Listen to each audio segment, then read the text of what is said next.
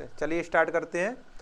Class 10th का math है, पहला चैप्टर चल रहा है अपना वास्तविक संख्याएं, ठीक है। उसमें एक्सरसाइज नंबर 1.3 है। उसके हमने पहला क्वेश्चन देख लिया है और प्रमेय नंबर 1.3, प्रमेय नंबर 1.4 देख लिया है, ठीक है। और उदाहरण भी एक दो हमने कर लिए हैं।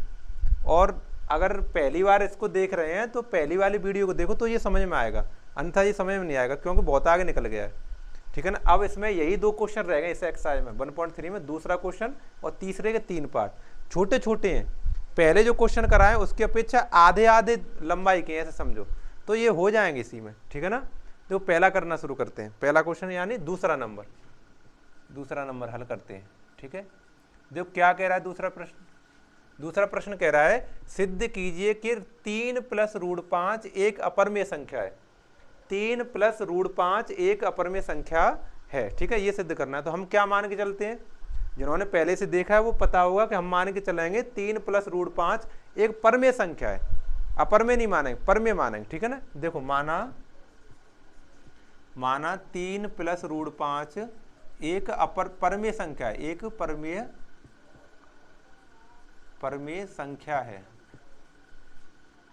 संख्या है, ठीक है।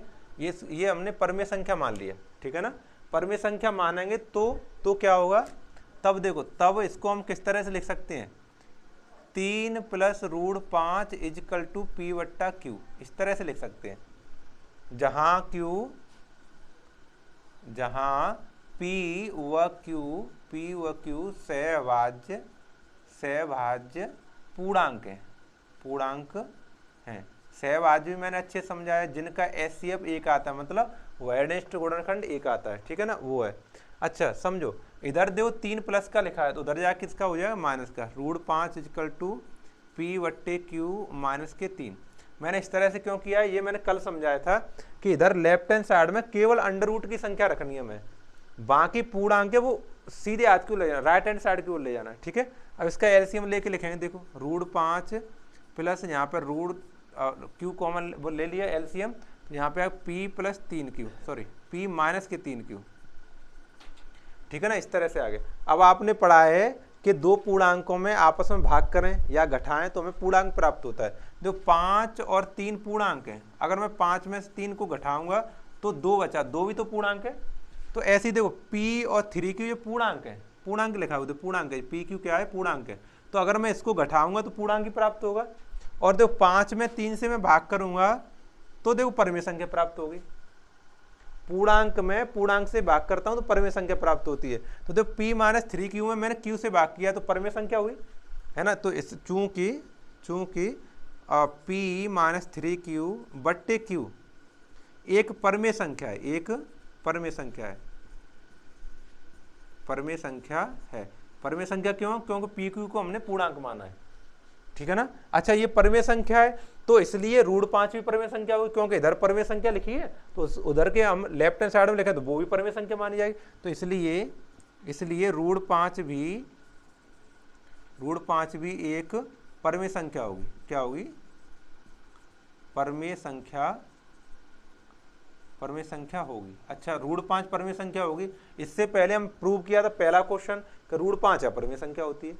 ये दूसरा क्वेश्चन कर रहे हैं हम, इससे पहले वाला क्वेश्चन है, पहला नंबर एक वीडियो में एक ही क्वेश्चन कराया केवल, वो हमने प्रूव किया था √5 एक अपरमेय संख्या होती है और यहाँ पे परमेय आ गया, है ना। तो विरोधाभास हो गया कि नहीं हो गया। तो लेकिन यहाँ लिखें, लेकिन हम जानते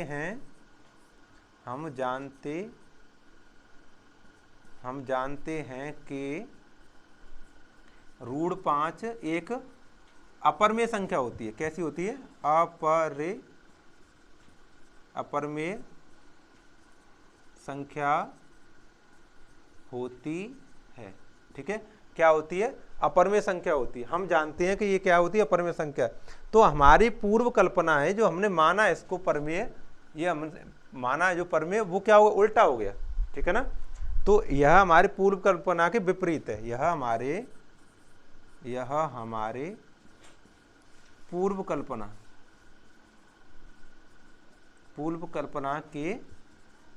के विपरीत है, ठीक है। पूर्व कल्पना के विपरीत है, यानी हमने परमेय माना था, तो उत्तर क्या होगा? अपरमेय होगा। क्या होगा? अपरमेय। ठीक है, तो हम क्या लिखेंगे? अतः 3 + √5 एक अपरमेय संख्या होगी। अपरमेय संख्या होगी। ठीक है, देखो ये इसके जो लिखने का तरीका बिल्कुल फिक्स है, इसमें केवल संख्या बदल जाएंगी, ये पूर्णांक वगैरह बदल हैं और सब कुछ एक जैसा रहेगा। तो मैं अब इसको मिटाऊंगा नहीं, इसी में कर करके दिखाऊंगा तो आपको। ठीक है, आपको ये अभ्यास हो जाएगा कि आपको कैसे करने हैं। ठीक है ना। अब देखो, अब मैं दूसरा क्वेश्चन करता हूँ। ये पहला क्वेश्चन कंप्लीट हो गया, दूसरा क्वेश्चन है ये कंप्लीट हो गया। क्वेश्चन नंबर 3 पढ़ेंगे। क्या पढ़ेंगे? थर्ड का पहला नंबर वो है 1/√2। वो क्या है? 1/√2। तो मैं थोड़ा थोड़ा मिटाऊंगा बस, देखो ऐसे करके थोड़ा मिटाऊंगा बस, ऐसे इतना। बाकी मैं तुम्हें ऐसे लिख के दिखाऊंगा। ठीक है, देखो माना 1/√2, माना 1/√2 एक परमेय संख्या है, परमेय मान लिया। ठीक है, अच्छा परमेय तो इसको इस तरह से लिख के दिखाएंगे फिर। 1/√2 बराबर P/Q, और P/Q क्या होते हैं? सहभाज्य पूर्णांक है ना, ये माना हमने। अगर मान लिया देखो 1/√2 है, अगर √2 होता तो बड़े आसानी से क्वेश्चन हो जाता है। तो व्युत्क्रम कर लो, √2 आ जाएगा। व्युत्क्रम करेंगे तो इधर देखो √2 हो जाएगा, उधर Q/P हो जाएगा। क्या हो जाएगा? Q/P। यहाँ लिख रहे हैं व्युत्क्रम करने पर, व्युत्क्रम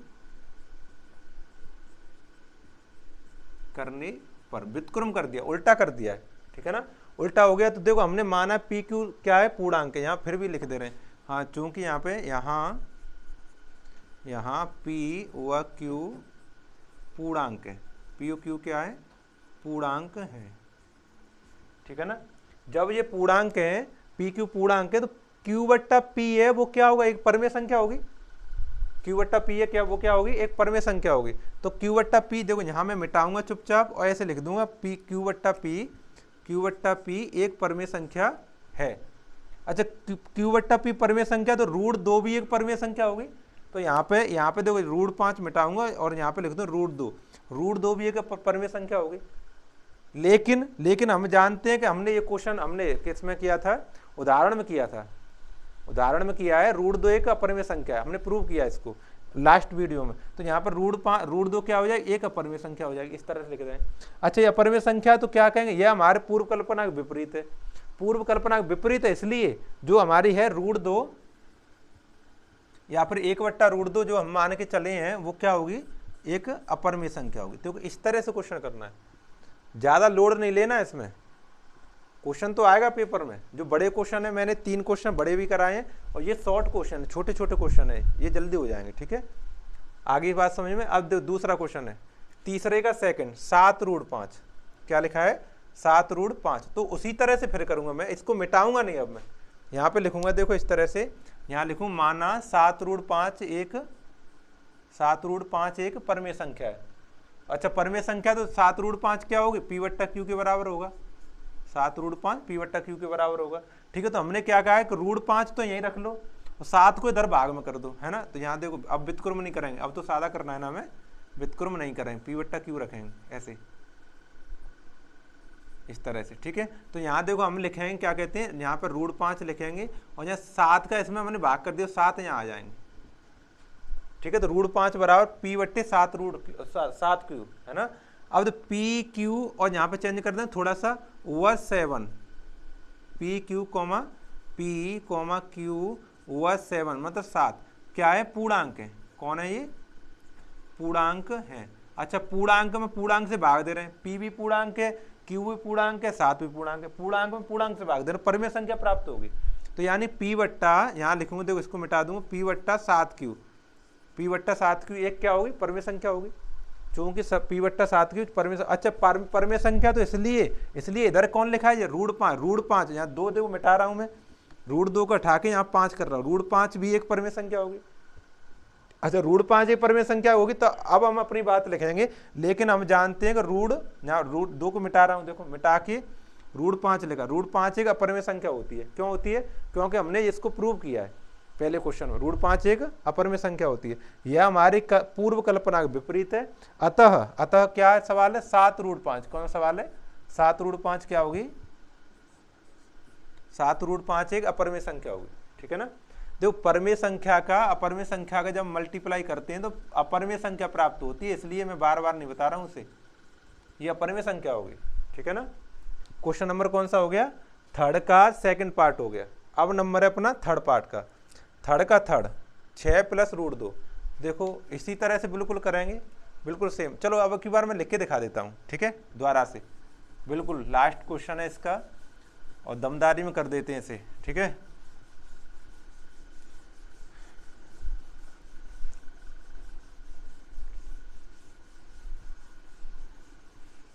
चलो देखो क्या लिखा है, थर्ड क्वेश्चन है, दूसरे का नहीं, ये तीसरे के चल रहे हैं भाई, चेंज नहीं किए क्वेश्चन, तीसरे का तीसरा क्वेश्चन है, ठीक है। क्या लिखा है, 6 प्लस माना 6 + √2, 6 + √2 एक क्या मानेंगे भाई, बोलो जल्दी, परमेय संख्या, परमेय संख्या है, परमेय संख्या, इसको मान के चलते हैं, ठीक है। अगर ये परमेय संख्या है तो इसको हम इस तरह से लिख सकते हैं, कैसे, तब 6 + √2 = P/Q, P/Q, जहां PQ क्या है, जहां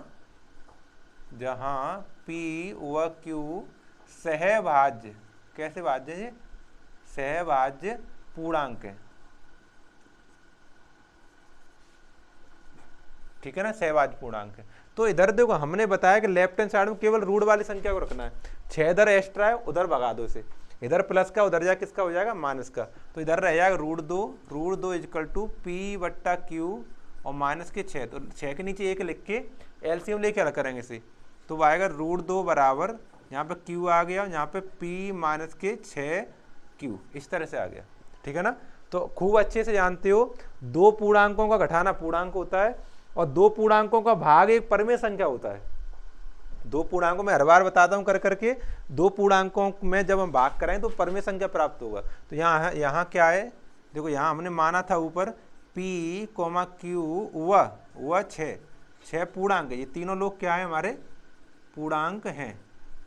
अच्छा पूर्णांक हैं क्योंकि P - 6Q बट्टे Q क्या होगी, एक परमेय संख्या है, तब एक ये क्या है, परमेय संख्या है, ये परमेय संख्या है। अच्छा ये परमेय संख्या है तो √2 भी क्या होगी, एक परमेय संख्या होगी, ठीक है। इसलिए √2 एक परमेय संख्या होगी, एक परमेय संख्या होगी, ठीक है।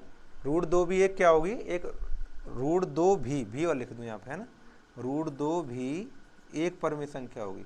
अच्छा परमेय संख्या होगी, लेकिन हमने प्रूव किया √2 को कि ये अपरमेय संख्या होती है, लेकिन हम जानते हैं कि हम जानते हैं कि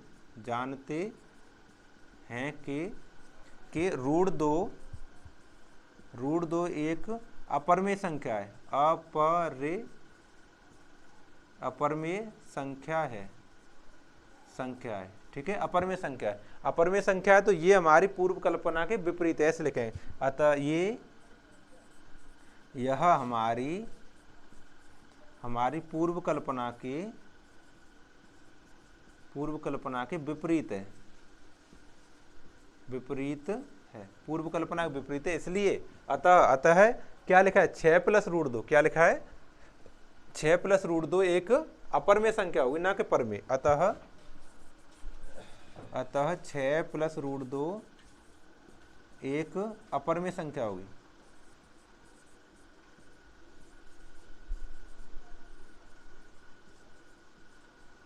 अपरमेय संख्या होगी, ठीक है ना। ये क्वेश्चन हो गए। अब हमारी एक्सरसाइज 1.3 के सारे क्वेश्चंस कंप्लीट हो गए, ठीक है। इसमें 3 ही क्वेश्चन थे। पहला क्वेश्चन √5 का था, दूसरा क्वेश्चन क्या कहते हैं, 3 + √5 है, और तीसरे में 3 पार्ट हैं, ये भी मैंने कर दिए, ठीक है। अब देखो मैं आपको कुछ बात और बताऊं इसमें, तभी वीडियो को समाप्त करेंगे और अगली वीडियो में हम एक्सरसाइज नंबर 1.4 देखेंगे, ठीक है। चलो देखते हैं। देखो आपको थोड़ा मैं जानकारी के लिए बता दूं कि किस तरह से परमेय अपरमेय होती हैं। देखो अगर मैं परमेय संख्या को अपरमेय संख्या के साथ जोड़ूं, अपरमेय के साथ जोड़ूं, तो हमारा जो उत्तर होगा, रिजल्ट होगा, वो अपरमेय होगा। वो क्या होगा? अपरमेय होगा। क्या होगा? अपरिमेय होगा। ठीक है, क्या बता रहा हूं मैं? परमेय को, पहला फैक्ट है, परमेय को अपरमेय के साथ जोड़े तो अपरमेय प्राप्त हो। देखो परमेय दो संख्या परमेय है, पूर्णांक परमेय बन जाएगा। इसमें √2 अपरमेय है, अगर मैं दोनों को जोड़ूं तो क्या कहलाएगी? ये अपरमेय कहलाएगी, बन के क्या कहलाएगी? अपरमेय कहलाएगी। ठीक है ना? आगे बात समझ में? दूसरा देखो, दूसरा फैक्ट है, अगर अपरमेय के साथ अपरमेय जोड़ूं, अपरमेय, अच्छा इसको घटा के और देखो, परमेय को अपरमेय से घटाएं, परमेय को परमेय से अपरमेय घटाएं, अपरमेय घटाएं, तो भी हमें क्या प्राप्त होगा? अपरमेय प्राप्त होगा। अपरमेय प्राप्त होगा, यानी दो में से अगर मैं √2 घटाऊं तो ये जो संख्या बनेगी ये भी अपरमेय होगी। ये क्या होगी? अपरमेय होगी। ठीक है ना? तीसरी बात समझो, अगर मैं अपरमेय में अपरमेय जोड़ूं तो भी अपरमेय प्राप्त होगी। ये भी लिख दे रहा हूं, अपरमेय में अपरमेय जोड़ूं, अपरमेय जोड़ूं तो भी हमें कौन सी संख्या प्राप्त होगी? अपरमेय संख्या प्राप्त होगी। बच्चे पूछते हैं 2 में √2 में और √3 को जोड़ दिया, बताओ सर क्या है ये? अपरमेय के परमेय? तो अपरमेय है ये क्या संख्या है? अपरमेय है। ठीक है, अपरमेय संख्या है। ठीक है ना? चौथा फैक्ट देखो, चौथा फैक्ट ये है कि अगर हमें परमेय के साथ में, परमेय संख्या के साथ में अपरमेय संख्या से मल्टीप्लाई करें, अपरमेय संख्या से क्या करें? मल्टीप्लाई करें, तो भी हमें अपरमेय संख्या प्राप्त होगा। तो भी हमें क्या प्राप्त होगा? अपरमेय संख्या प्राप्त हो। जैसे 2 का मल्टीप्लाई √2 में करें तो हमें 2√2 प्राप्त होगा कि नहीं होगा? और 2√2 क्या है? अपरमेय संख्या है। 2√2 एक अपरमेय संख्या है। और समझो देखो, अगर मैं परमेय को भाग करूं अपरमेय से, अपरमेय से भाग करूं तो भी हमें अपरमेय संख्या प्राप्त होगी। अपरमेय संख्या प्राप्त होगी। जैसे 2 में मैं डिवाइड करूं √2 से तो कुछ भी प्राप्त नहीं होगा, ऐसे लिख सकते हो आप केवल ऐसे, तो ये क्या होगी? ये भी एक अपरमेय होगी। ठीक है ना? द्वारा समझो देखो, अगर मैं परमेय को अपरमेय के साथ जोड़ूं तो अपरमेय संख्या प्राप्त होगी। 2 में √2 जोड़ूं, 5 में √5 जोड़ूं, 6 में √7 जोड़ूं, है ना? परमेय में अपरमेय को जोड़ूं तो अपरमेय प्राप्त होगी। और देखो परमेय में अपरमेय को घटाएं तो भी अपरमेय प्राप्त होगा। 7 में से और क्या कहते हैं √3 घटाऊं मैं, है ना? 4 में से √5 घटाऊं तो हमें अपरमेय संख्या प्राप्त होगी। तीसरा है अपरमेय में अपरमेय जोड़ें तो भी अपरमेय संख्या प्राप्त होगी। √2 में √3 जोड़ते हैं तो अपरमेय संख्या होती है। ठीक है ना? और देखो परमेय में अपरमेय से मल्टीप्लाई करें तो भी अपरमेय संख्या प्राप्त होगी। अगर मैं 4 का मल्टीप्लाई √6 में करूं तो हमारे अपरमेय संख्या प्राप्त होगी। ठीक है? और देखो परमेय में अपरमेय से भाग करें तो भी अपरमेय संख्या प्राप्त होगी।